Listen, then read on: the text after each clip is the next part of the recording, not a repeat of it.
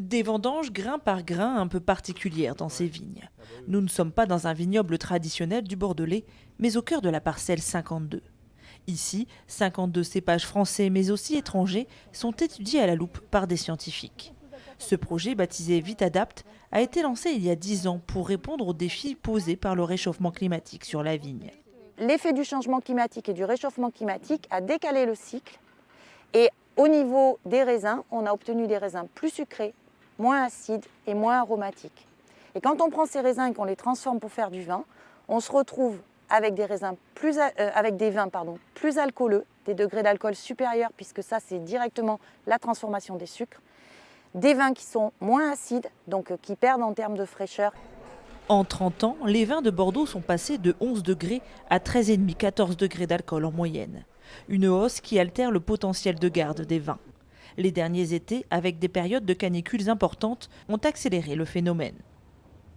C'est dans ce contexte-là qu'on a mis en place ce projet VitaDapt, où on a cherché à implanter des variétés les plus tardives possibles pour regarder comment elles s'adaptaient, elles se comportaient à Bordeaux, et si cet aspect tardif de ces variétés pouvait contrer les effets du réchauffement climatique. Parmi ces variétés, on retrouve des cépages du sud-est de la France, mais surtout du sud de l'Europe, plus habitués aux températures élevées. Chaque semaine, des baies de raisins sont prélevées et sont ensuite minutieusement analysées dans les laboratoires. On regarde les quantités de sucre, d'acidité et beaucoup d'autres éléments. Nous faisons cela chaque semaine et nous pouvons suivre les changements année après année en prenant en compte les conditions. S'il y a une sécheresse, des températures importantes, et on commence à comprendre la réponse des cépages.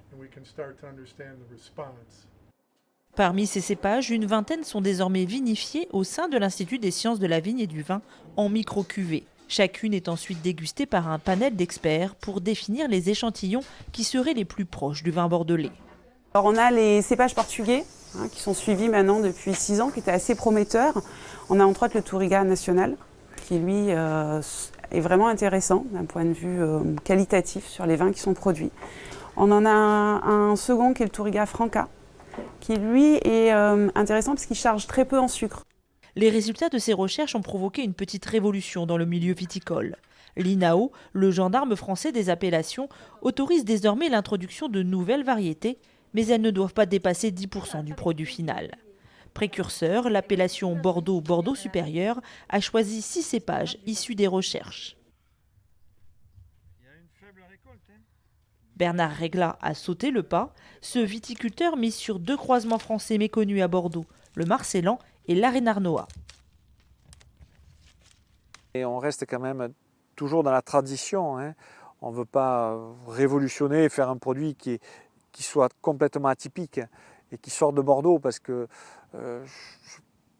voilà, on veut amener de la fraîcheur, se différencier entre viticulteurs aussi. L'année prochaine, il va planter le fameux Touriga, ce cépage portugais qui intéresse tant les chercheurs. D'autres appellations devraient aussi se lancer dans les prochains mois, comme le prestigieux Médoc et le Champagne.